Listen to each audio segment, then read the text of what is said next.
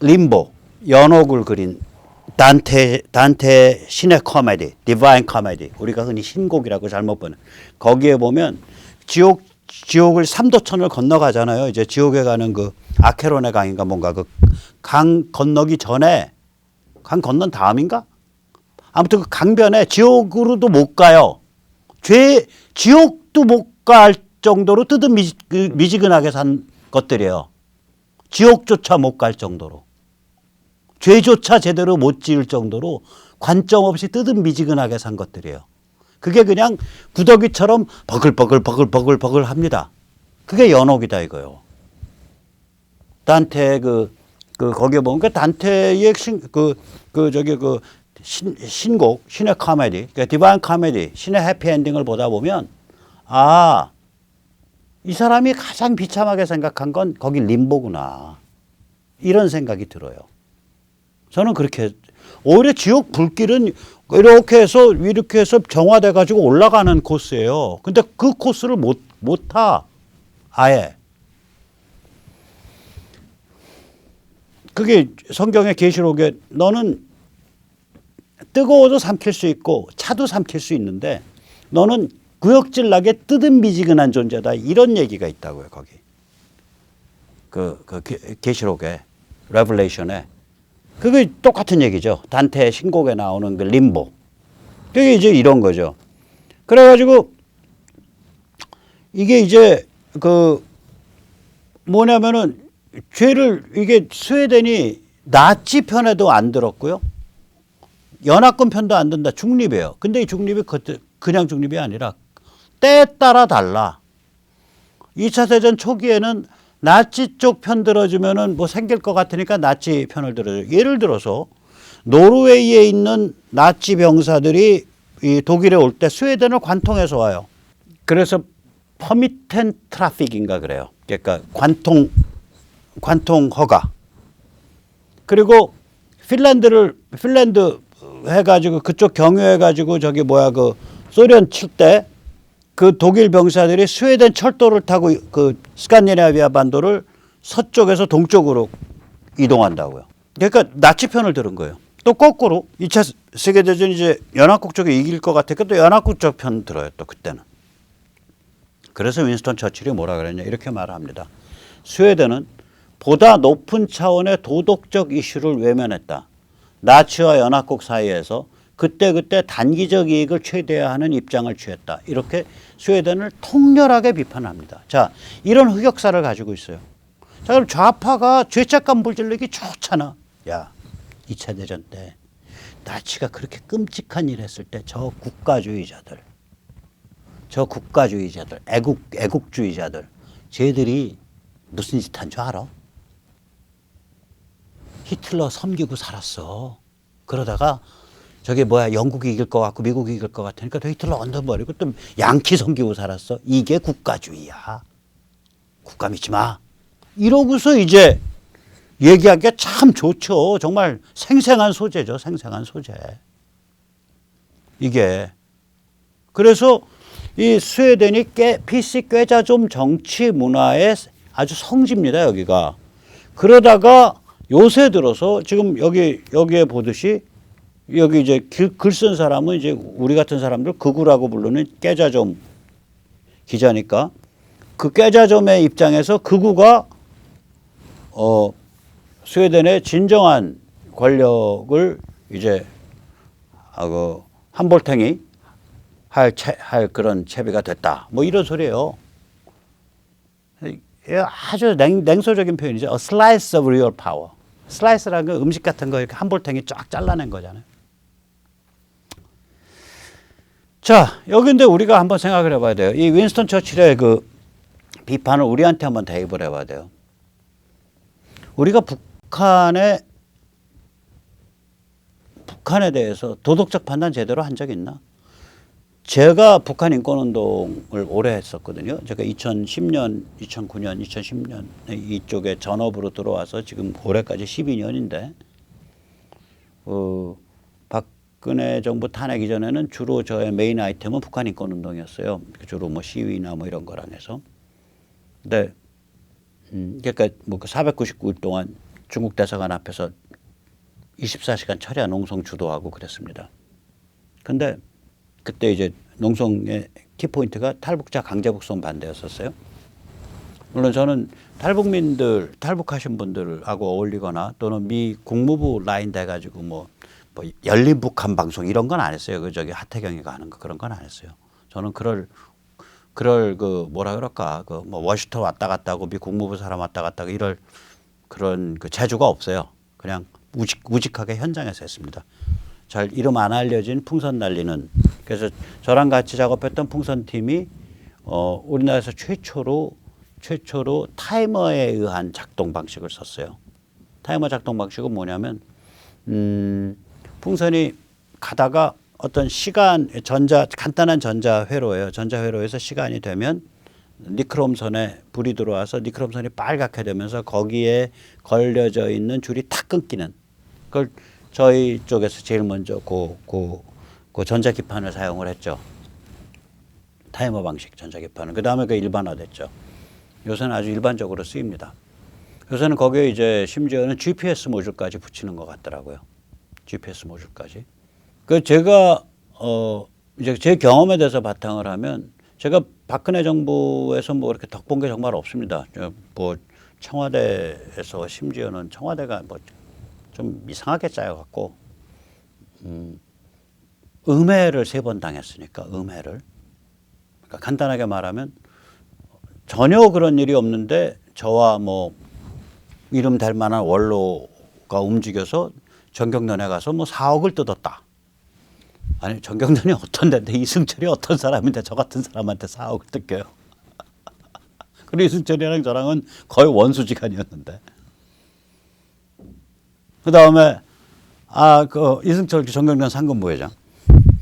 그 다음에 이제 제 입 바른 소리하고 저기 그 전희경 들이받고 뭐 이런 일 많아가지고 전희경은 그 다음이지만 입 바른 소리를 많이 했어요. 정경련 그렇게 하면 안 된다고. 그래가지고 사이가 아주 안 좋았죠. 뭐 그 다음에 이제 예를 들면 윤창중의 그 기자회견을 제가 다 기획해서 윤창중을 기자회견장으로 집어넣었다가 뭐 빼준 게 저다. 이런 얘기.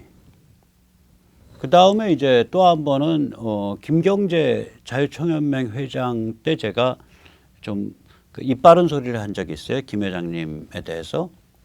그러니까 김 회장님의 좋으라고 입 바른 소리를 이렇게 간접적 충고를 했는데 그걸 청와대가 잘못 전해가지고 김경재 자유총연맹 회장께서 저한테 노발대발을 해서 막 전화로 30분을 저 야단을 쳐서 저는 그냥 잘 알지도 못하는데 느닷없이 그래서 제가 청와대가 3번 당하고 나서 저긴 아주 저질이야 그랬어요. 다시 말해서 저는 박근혜 정부에 대해서 그렇게 그러니까 개인적으로 득을 본 게 없어요. 없다고요. 손해만 봤지. 그러나 제가 참으로 높게 평가하는 게 몇 개 있습니다. 그러니까 그 정치적으로 그게 과연 아주 세련됐냐, 제대로 장악을 해서 팀을 제대로 짜서 했냐 안 했냐 뭐 이런 걸 다 떠나서 북에 대해서 원칙 있게 한 거예요. 북에 대해서 해방 관점이었잖아. 북의 해방. 그래서 북한 사람들 다 오세요. 자유의 세계를 향해서. 그리고 저기서 방 빼고 저기 어디죠? 저기 그 개성공단 방 빼고 이런 일들. 그 정도 배짱 있는 대통령이 없어요. 그게 다 정치적으로는 굉장히 그 하중이 많이 걸리는 일이거든요. 대한민국과 같이 곳곳에 친북 친중이 이렇게 그 네트워크를 짜고 있는 데서는 그런 점을 제가 굉장히 높게 평가를 해요. 다른 여러 가지 불만도 많지만 혹은 비판적인 관점도 많지만 다시 말하자면 박근혜 정부가 북에 대해서 제대로 스탠스를 잡기 전까지 이명박 정부 포함해서 그 전에 어디서부터 YS 때부터 혹은 심지어 전두환 때부터 전두환 대통령의 최대 실수 중에 하나가 이산가족 만나기 캠페인이었잖아요. 1985년. 그때 분단 속에서의 남북 교류를 정치적 자산으로 쓰기 시작했다고요. 저는 전두환 대통령의 최대의 장점은 어디냐라고 보냐면 박정희 대통령이 물꼬를 시작한 시장 안정화 정책, 그러니까 안정화 정책, 즉 정부 중심 경제를 시장 중심 경제로 바꾼 것을 밀어붙인 게 최대의 업적이고요. 최악의 정책은 두 개. 하나가 졸업 정원제. 그래서 대학생 수를 어마무시하게 불려버린 거. 2배, 3배로. 그게 다 고학력 인플레를 일으켜버렸죠. 하나가 졸정제. 다른 하나가 바로 남북 이산가족이었다고 봐요. 그런 이산가족을 하려면 굉장히 강력하게 그 전체주의 비판하는 정신문화적 학문적 관점을 계속 키워가주면서 그걸 했었어야 되는데 그런 건 별로 안 하고 이것만 하니까 웃기게 되는 거죠. 자, 그래서 다시 말하자면 북한에 대한 도덕적 판단을 분명히 YS부터 포기했으니까 YS가 본인이 그랬잖아요. 어떠한 동맹도 민족에 우선할 수는 없다. 어떠한 도덕도 민족에 우선할 수는 없다. 그 소리 한 게 YS입니다. 그 소리 한 게 YS예요. YS 취임사입니다. 그게. 어떠한 동맹도 이 동맹이 가치 동맹 아닙니까? 그러면 어떠한 가치와 도덕도 민족에 우선할 수 없다 아니에요. 결국은. 그래서 YS 때부터 시작을 해서 1990년경부터 해서 MB 정부 지나서 박근혜 정부 초기까지 그러니까 2013, 14년까지 무려 23, 4년이 한국인들이 북한에 대한 도덕적 이슈를 외면한 거예요.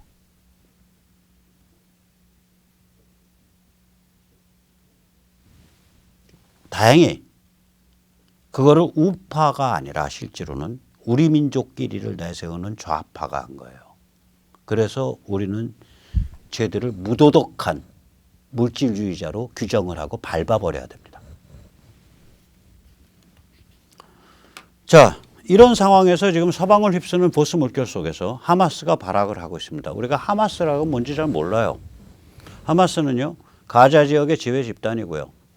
그 다음에 그러니까 이게 PLO라는 게 좀 웃기는 거죠. 그러니까 1972년부터 준 국가 대접을 받았는데 아라파트가 죽는 2000년대 초까지 헌법이 없었어요. 그냥 지른 맘대로요. 그러니까 지하드 내걸고 지하드 피장사 해가지고 몇 명 돈 불린 게 PLO 비즈니스였다고도 그렇게까지도 표현할 수 있을 정도로 어이없는 짓을 해온 거예요. PLO가. 그래서 정말 참 팔레스타인 사람들 정말 망가진 거예요. 그러한 악순환의 고리에 빠져서. 지금 가자 지역의 지배 집단이죠. 지금은 뭐 그 헌법 제대로 작동도 안 하죠. 다시. 화요일 밤에 이스라엘에 수백 발 로켓 공격을 했습니다. 하마스가. 또 하마스 지시에 따라서 이스라엘 안에 이스라엘 안에는 아랍인들이 꽤 살아요. 이 중에서 이제 싸나운 자들, 넋 빠진 자들이 자기들 스스로 우리 포그럼이다. 포그럼하자. 그러고서 이제 그 길 가는 유대인들 때려 죽이려고 그러고 시내고고 불 지르고 이걸 화요일 밤에 했어요. 포그럼이란 건 뭐냐면요. POGROM. 되게 뭐 한 18, 19세기 때 러시아 동유럽 쪽에서 동네 깡패 애들이 심심하니까 야, 유대인촌, 또 지배자들이 그걸 불을 질러요. 야, 유대인 저 집단 지역 가서 우리 불 지르고 강간하고 패 죽이자. 몰려가서 불 지르고 강탈하고 물건 뺏고 패 죽이고 유리창 깨고 뭐 집기 다 부시고 이게 포그럼이에요. 아랍인들이 이번에 이스라엘에서 난동 부리면서 이스라엘 내 아랍인들 중에 일부가 난동 부리면서 자기들의 난동을 포그럼이라고 불렀어요. 화요일 밤에 있는 사건입니다. 어젯밤에. 화요일 날.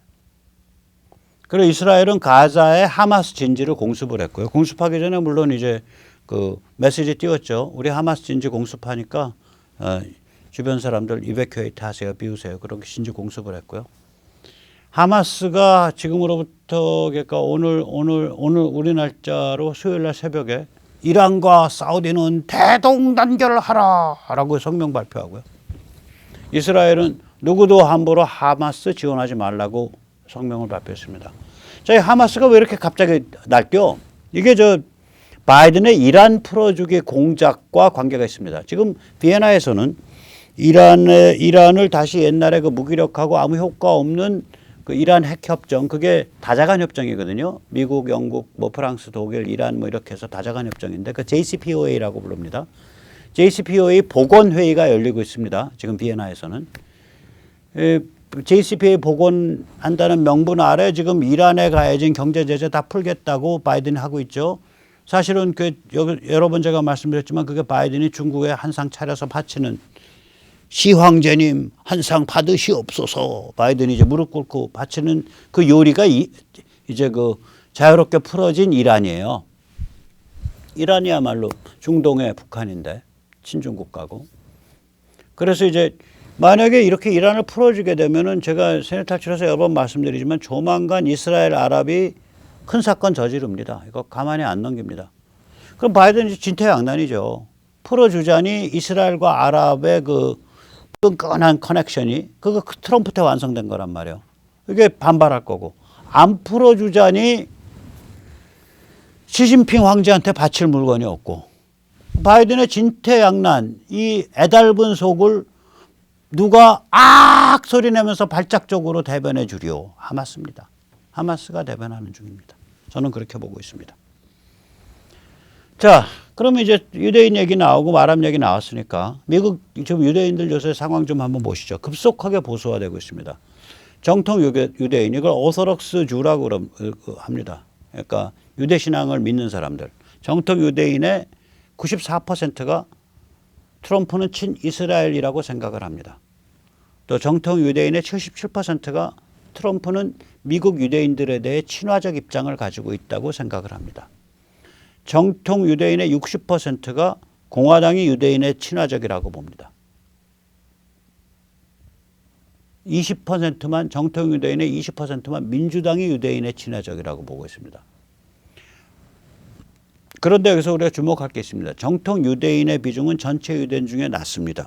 예를 들어서 65세 이상 집단에서는 3%만 자기가 스스로 나 오소록스주야, 정통 유대인이야 라고 말을 합니다. 그런데 재밌는 게 18세에서 29세 집단에서는 17%가 무려 17%가 나 정통 유대인이야 라고 말을 합니다. 지금 미국 유대인들 얘기하는 겁니다. 하지만 여전히 미국 민주당은 원래 유대인이 만든 정당입니다. 유대인이 뒤에서 움직이면서 흑인 끌어들이고 스코틀랜드 사람 스캇 끌어들이고 아이리시 끌어들여 가지고 만든 게 미국 민주당입니다. 전체 유대인으로 보면 75%가 민주당 성향입니다. 트럼프의 비판적입니다. 25%만 공화당 성향입니다. 자, 그럼 트럼프가 이 이스라엘에 대해서 무슨 일을 한 거냐? 결국 보면 자 보세요.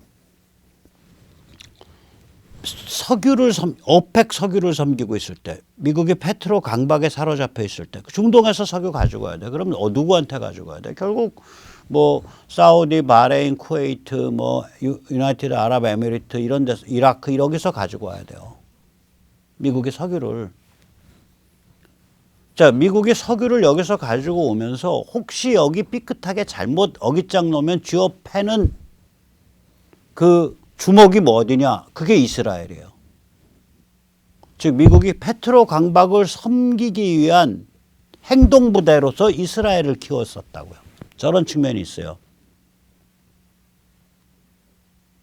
이스라엘의 그 존재 이유가 저거였다고요. 트럼프 때 저 존재 이유가 확 바뀐 거예요. 이스라엘 어떤 존재야? 아랍과 서로 윈윈해서 번영하는 유대인의 나라로 바뀐 거예요. 저 이스라엘의 국가의 레종 데이트가 존재 이유가. 지금 저렇게 바뀐 거예요, 저게. 무시무시한 변화가 있었던 겁니다. 그러니까 저렇게 딱 바뀔 수 있어 감 잡으니까 일방적으로 골란고원 그거 이스라엘 영토야. 지금까지 어떤 미국 대통령도 골란고원이 이제 그 7일 전쟁인가 6일 전쟁 때 이제 이스라엘이 점령하게 된 지역이죠. 그게 이스라엘 영토라고 선언한 적이 없어요. 골란고원 아래 지금 석유 많이 묻혀 있다고 알려져 있고요. 그 석유에 또 이제 부시 가문, 체니 가문이 또 빨대 좀 받고 있다고 소문 돌고 있습니다. 어쨌거나 골란고원 그 이스라엘 영토야. 트럼프 때 했죠. 이스라엘 수도 텔아비브 거긴 경제 수도 하면 되고 이스라엘 수도 이제부터 우리는 예루살렘이라고 인정해 미국은. 그 트럼프 때 한 거죠. 왜 그러냐? 트럼프 관점에서 보면 야 미국이 이제 중동 석유 섬길 필요가 없어. 그러니까 이스라엘과 아랍이 윈윈하는 상호관계가 된 거야. 아랍이 이제는 자기가 수구로 들어서 이제는 합리적으로 행동할 수밖에 없게 됐어. 오케이, 그럼 윈윈할 수 있어 서로. 윈윈할 수 있게 돼 있는데 뭐하러 우리가 누구 눈치 보고 이스라엘 수도는 텔아비브입니다. 이스라엘 사람들이 원하지도 않는데 이스라엘은 골란고원은 점령지일 뿐입니다. 벌써 그게 실효적 지배가 반세기가 넘었는데 그럴 필요 없다 이거예요.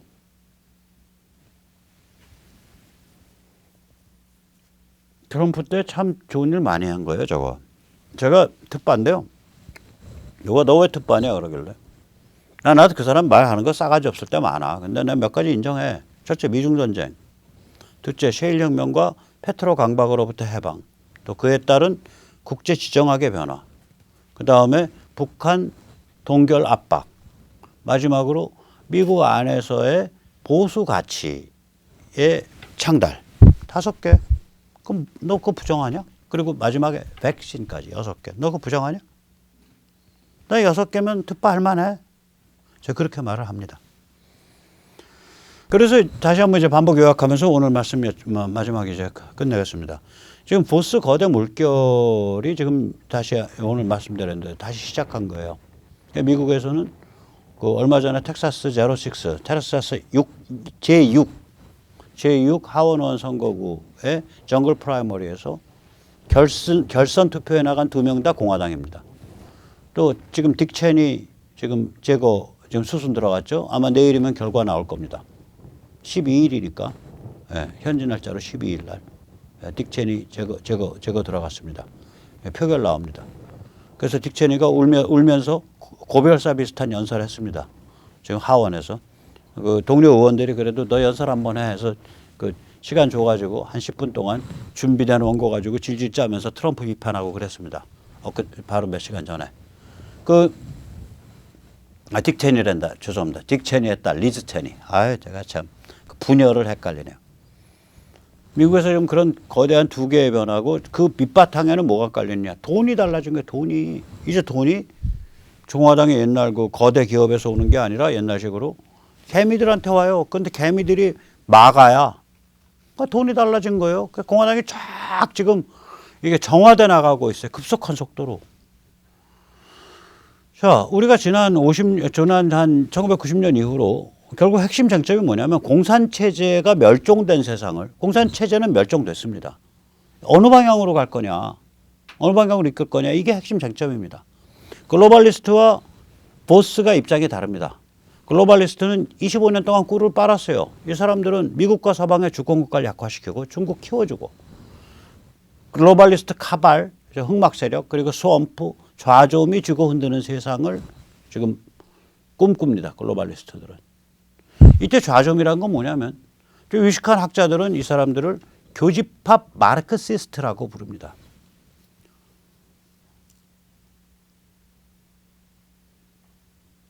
교집합 마르크시스트.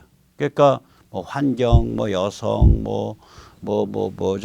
그 역사 해석, 그 다음에 기후 변화, 이것을 자기들이 교집합으로 연결한 그런 진영이다라고 부르는데 저는 안 그렇게 봅니다.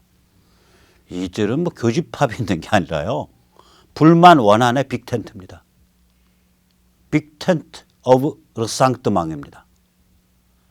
인생과 세상에 대한 앙심의 빅텐트입니다.